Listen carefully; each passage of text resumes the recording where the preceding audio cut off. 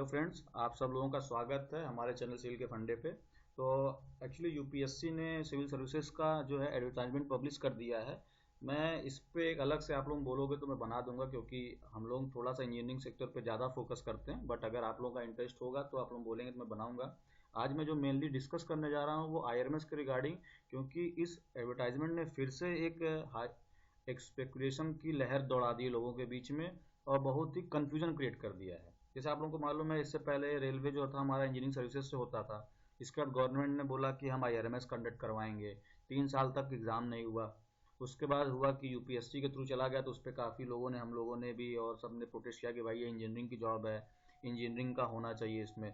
इस पे फिर गवर्नमेंट ने, आप लोगों को याद होगा कि दिसंबर में एक न्यूज़ आई थी, और ये मैं आपको पीआईबी का कट भी दिखा दे रहा हूँ कि इसमें देखिए 2 दिसंबर को ये पीआईबी वालों ने निकाला था न्यूज़। गवर्नमेंट की प्रेस रिलीज होती है पीआईबी के थ्रू। तो इसमें बोला गया था कि ये 2023 का जो है यूपीएससी के थ्रू अलग से कंडक्ट कराया जाएगा। आपका सेम 2 स्टेज में होगा। सिविल सर्विसेज आपका प्री सेम होगा, और आपका जो क्वालिफाइंग पेपर होंगे और क्या कहते हैं जो आपका ऑप्शनल होगा, इसमें आपको बाकी चीज़ें नहीं करनी होंगी। और आपके लिए जो ऑप्शनल होगा वो सिविल इंजीनियरिंग और बाकी का होगा। इसके अकॉर्डिंग ऐसा लग रहा था कि जैसे फॉरेस्ट सर्विस की अलग से कट ऑफ आती है, उसके हिसाब से अलग से, सॉरी कट ऑफ मैंने बोला, जैसे उनका फॉरेस्ट सर्विस का अलग से एडवर्टाइजमेंट आता है, उसके रिगार्डिंग इसका भी अलग से एडवर्टाइजमेंट आना चाहिए था, और इसके एग्जाम पैटर्न को अलग से मेंशन करना चाहिए था। जैसे अब आप लोगों को मैं दिखाऊं कि फॉरेस्ट सर्विस का आप देख पा रहे हो कि एडवर्टाइजमेंट इन्होंने अलग से पब्लिश किया है। और इनका जो भी एग्जाम का पैटर्न, अगर आप लोग नीचे जाओगे तो आपको मैं दिखा देता हूँ। इनका जो एग्जाम पैटर्न होता है, इनका जो जीएस पोर्शन होता है, ये अलग होता है। इनके पास 2 ऑप्शनल चूज करने होते हैं। ये अभी सिलेबस में नीचे आ गया हूँ, यहाँ पे आप लोग देखिए स्कीम ऑफ एग्जामिनेशन जो फॉरेस्ट का दिखा रखा है ऑलरेडी। ठीक है, इसमें प्रीलिमिनरी का दिखा रखा है, प्रीलिमिनरी आपको सेम करना है, पार्ट 2 का आपका अलग है। ठीक।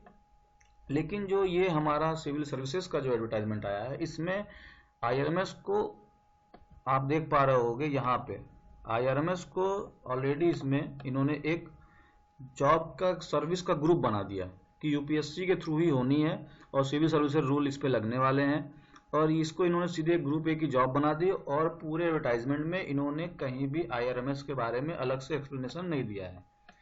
तो इससे क्या लग रहा है कि जैसे यूपीएससी नॉन टेक वाले बच्चे जो करते हैं, मैं किसी से डिस्क्रिमिनेशन नहीं करना चाह रहा हूँ कि नॉन टेक और टेक अच्छा है। इन द सेंस मैं ये कहना चाह रहा हूँ कि जो प्योर टेक्निकल बच्चे थे और जो बाकी लोगों के ऑप्शनल थे, वो चीज़ यहाँ पे फिर से कॉन्फ्लिक्ट क्रिएट करते हुए दिख रही है।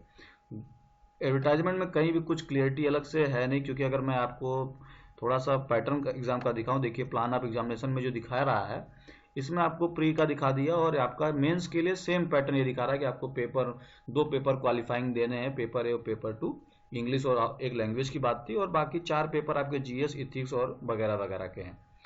अब इंजीनियरिंग के जो बच्चे थे वो तो आईआरएमएस की जो तैयारी कर रहे थे, उन लोगों ने सोचा कि भाई इस पीआईबी के रिगार्डिंग, जो पीआईबी की प्रेस रिलीज थी, इसके रिगार्डिंग तो ये लोग, हम लोग प्लान करना स्टार्ट कर दिए थे कि भाई हमें सिर्फ ऑप्शनल तैयारी करनी है, हमें नॉन टेक नहीं पढ़ना, नॉन टेक हमें सिर्फ प्री के लिए पढ़ना है। लेकिन अगर हम इस एडवर्टाइजमेंट को फोकस करते हैं तो फिर से यहाँ पे कंफ्यूजन की सिचुएशन क्रिएट कर दी है। अब बच्चे क्लियर ही नहीं कर पा रहे हैं कि उनको तैयार क्या करना होगा। और कहीं भी मैंने जितना पढ़ा है, आप लोग अगर आप लोगों को कुछ अपडेट्स होंगी तो जरूर हमें ही बताइएगा, जिससे कि हम भी और बच्चों को बता सकें।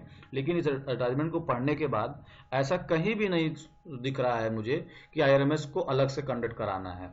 तो घूम फिर के जो कहा जाएगा, ओवरऑल कंक्लूजन इसका यही आ गया है कि जैसे आप देखिए, मैं आपको एक और चीज दिखा देता हूँ कि यहाँ पे ऑलरेडी हर जगह मेंशन कर रहा है civil services examination and Indian forest, कि आपको अलग से ऑप्शनल के बारे में पूछ रहा है कि आप ऑप्शनल क्या लोगे, कैसे लोगे। लेकिन सिविल सर्विसेज वाले में अलग से कहीं कुछ लिख नहीं रहा है, जबकि इनको कुछ ना कुछ आईआरएमएस के रिगार्डिंग अलग लिखना चाहिए था, अगर ये अलग से यूपीएससी से थ्रू होना चाहिए था। लेकिन इसको उसके अंदर ही कर दिया है। तो ये मैं कहूँगा कि एक बहुत ही शॉकिंग न्यूज़ है हमारे बच्चों के लिए। बाकी मैं आईएएस का भी, जो लोग आईआरएमएस के थ्रू तैयारी कर रहे हैं और फोकस करना चाह रहे हैं कि कैसे इसमें इस आईएएस के एग्जाम के थ्रू ही लगा जाए, सिविल सर्विसेज के थ्रू ही लगा जाए, तो उनके लिए अलग से एक वीडियो बना के पूरा करने की मैं कोशिश करूंगा कि आप लोग चलिए ऐसी तैयारी करिए। लेकिन ज़्यादातर बच्चे तो कन्फ्यूजन की स्थिति में होंगे, और मैं बोलूँगा कि ऑलमोस्ट कन्फ्यूजन ही है। लेकिन अगर इसको देखा जाए तो ये क्लियर भी है कि आईआरएमएस आपका यूपीएससी के ही पैटर्न पे होने वाला है। कोई आपको छूट नहीं दी गई है, कोई टेक्निकल बच्चों को, टेक्निकल बैकग्राउंड के बच्चों को एडवांटेज कुछ भी नहीं दिया गया, और ये मेरे हिसाब से बहुत ही शॉकिंग न्यूज़ है। बाकी आप लोग अगर कोई और अपडेट इसके रिगार्डिंग आती है तो मैं आप लोगों को जरूर, हम लोग जल्द से जल्द आप लोगों को अपडेट करेंगे। सो थैंक यू आप लोग इतने देर तक हम लोगों के साथ जुड़े रहे, आगे हम लोग के साथ जुड़े रहिए। ऐसे कोई भी आपके सजेशन हो, कोई भी न्यूज़ वगैरह की आप लोगों को भी अगर आती तो हमारे साथ शेयर कीजिए, इससे हम लोग और दूर तक पहुंचाएं।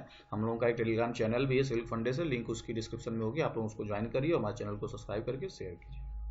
Thank you.